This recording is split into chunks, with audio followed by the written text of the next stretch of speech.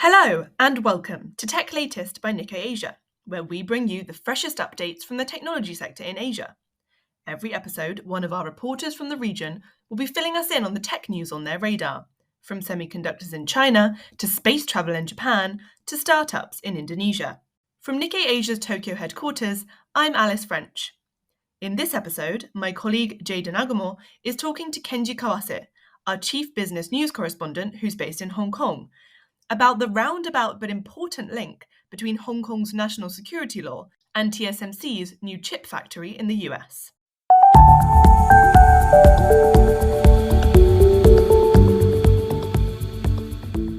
Hi, Kenji. Thanks for hopping on the podcast today. Hi, Jada. Thanks for having me. So I know you're eager to chat about our cover story this week, which was a profile of the human rights lawyer, Albert Ho. Some listeners might not be familiar with him, so could you give us a rundown? Yeah, sure. First of all, we featured Mr. Albert Ho in our big story this week as a persecuted patriot.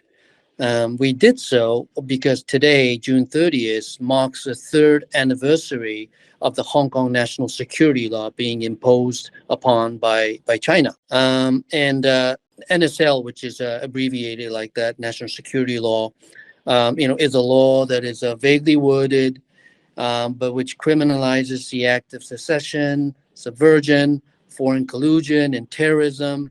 And so far, the city's, Hong Kong's newly created national security forces under this law has arrested 260 people, most of them being opposition politicians and activists, students, members of the civic organizations, and Mr. Ho is actually one of them, and that is because he did not really met this criteria of patriotism according to Chinese Communist Party, which is very vague because I know Mr. Ho personally, being in Hong Kong for my third time, interviewed him, talked to him many times. Actually, he is a real Chinese patriot, but somehow it doesn't meet the criteria of China. He is now behind bars. And there's so many things that you could read about him, Mr. Ho, as my colleague here in Hong Kong, Pak Yu, has written a very good story on him. But he's not only a human rights lawyer, but he was also very active in, for instance, of commemorating June 4th Tiananmen crackdown in Hong Kong, which has been commemorated here until the national security law was forced upon here. And at the same time, he was very active in the movement of the Chinese claim of the Diaoyu Island, which Japan calls the Senkaku Island issue, which kind of shows that he is really a patriot, but somehow he's not. And along with Mr. Ho, many other people like him are arrested after the NSL was being imposed upon. So the city has really changed in 3 years. So yeah, you're in Hong Kong and in the midst of all this, which is just mind-boggling. But as you mentioned, so today, June 30th, marks exactly 3 years since the national security laws was passed. And it seems that Beijing's crackdown on democracy has also had ripple effects on the region's tech sector.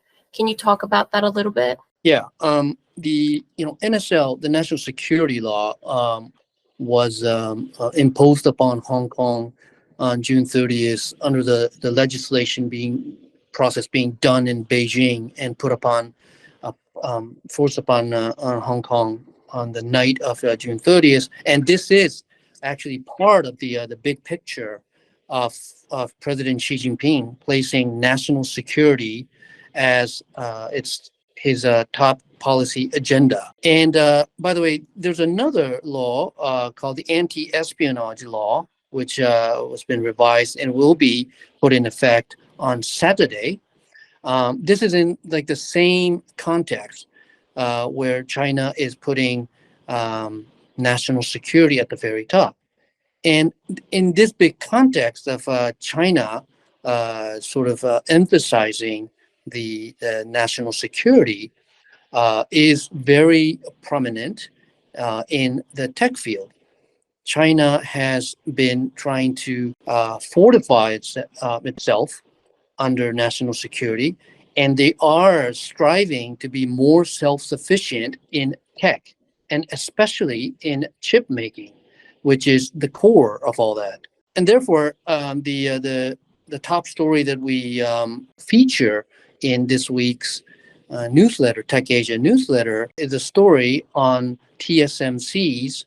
This is the world's largest contract chip manufacturer in Taiwan. Their construction of new chip factory in Arizona, and this is part of the so-called friend shoring on the U.S. and its allies side, and trying to lock in these companies within their own supply chain. And so the news here is that we have already known about this factory, but the interesting thing about this is that our Taipei correspondents, Chen Tingfang and Loli Li, they found out that TSMC's plan is lagging behind schedule. TSMC, they announced they will start building the plant in Arizona back in May 2020, and said it has started construction in June 2021. And the original plan to start mass production of the plant was, they said, sometimes in 2024, but recently they've changed this time frame a bit to saying that it's late 2024. And it seems like there's some uncertainty, so they're giving themselves some leeway. And by the way, in Taiwan, whenever TSMC, they build a chip factory, it usually takes up to 2.5 years. But in Arizona, it seems like it will take more than 3 years. So what we thought is really interesting, what I thought at least is interesting, is trend shoring to counter China's national security claim is much easier said than done. I see. Yeah. Annie and Lolly again gave us a really good scoop. So TSMC is working with the US government to dispatch more than 500 experienced workers to expedite the construction, they wrote. But how exactly is TSMC going about speeding up the opening of the Arizona chip plant? And why, I guess, is the biggest question. What sort of role is this plant expected to play in TSMC's future?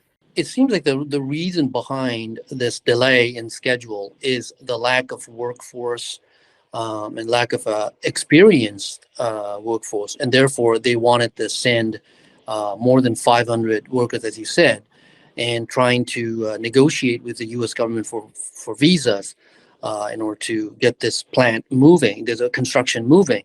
And according to this scoop, this one executive told Annie and Lolly that, quote, there are not enough U.S. workers who have good firsthand experience, especially on building semiconductor manufacturing facilities, and many are not familiar with the requirements for chip making plants, end quote.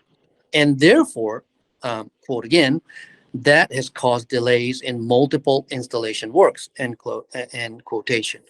So the reason is obvious. So therefore, they're sending more people, and this factory is a very strategic factory for TSMC as well. It's so obvious that the U.S. is a very important market, and at the same time, when there was a ceremony last year when they celebrated when they first brought in this production equipment moved into Arizona, which was attended by President Joe Biden himself, and the CEOs of Apple, Nvidia, AMD, and all other potential clients. I'm sure TSMC really wants this factory to come on stream. They need this factory to start moving. I see. Yeah. And Washington's CHIPS Act, I'm sure, is playing a big part of that too, luring chip making projects with subsidies. We've covered the weakening of demand for semiconductors over the past few months. Is this also affecting TSMC's plans? That's another factor. According to some of the analysts quotes that the story actually pulls. They're saying that, well, because the global demand for chip are weakening, that probably the reason why TSMC is sort of delaying, not of course not canceling, but delaying this the factory to come on stream as fast as they actually plan. Because, well, when you think about it, well, TSMC is listed in Taiwan, and also, of course, which means they have to make profit, and therefore, even though they understand that, as you said, they were subsidized by the CHIPS Act, and it's politically very important. But those goals, I mean, those incentives or those geopolitical aspects, of course, are important. Of course, it's part of their consideration. But at the same time, they are a listed company, and they have to care about the share price, and they have to care about their profit. Yes, you're absolutely right. We will probably have to keep watching how it goes, if TSMC's plan will actually work. There's another chip story, this friend shoring type story, kind of related to that, is the privatization of a high-tech, high-end chip making material maker JSR. Will be privatized by the Japanese state-backed fund called Japan Investment Corp, or JIC. And this was a big surprise to myself and to the market also. And then it was a surprise, but when you think about it, it's completely in line with this big context of China-US rivalry, tech rivalries. It made sense for JSR because, just like we saw in TSMC, chip makers are making so much a big investment all across the world. In the case of TSMC, they made this decision to build factory in Arizona, and also at the same time in Japan, in Kumamoto as well. But at the same time, that means that companies like JSR that provides these materials will have to pace up keep in pace at least to this big investment made by chip makers. And even though JSR is the largest player in Japan, as a listed company, they're not as big as foreign rivals. So they felt that they were kind of vulnerable to takeover attempts as a listed company. From JIC's perspective, which is backed by the Japanese government, it really fits in well with the Japanese government's semiconductor supply chain policy. They want to friendshore chip companies in Japan as much as possible. I thought it was a quite interesting story. Thank you very much to Kenji for chatting to us this week. You can read more of his reporting, along with a host of other stories about Asia's tech industry, on Nikkei Asia's website, asia.nikkei.com. And if you like what you hear, why not subscribe to our weekly Tech Asia newsletter, which will be delivered to your inbox every Thursday. There's a link to sign up in the show notes. And check back in next time for more updates on the tech trends that matter.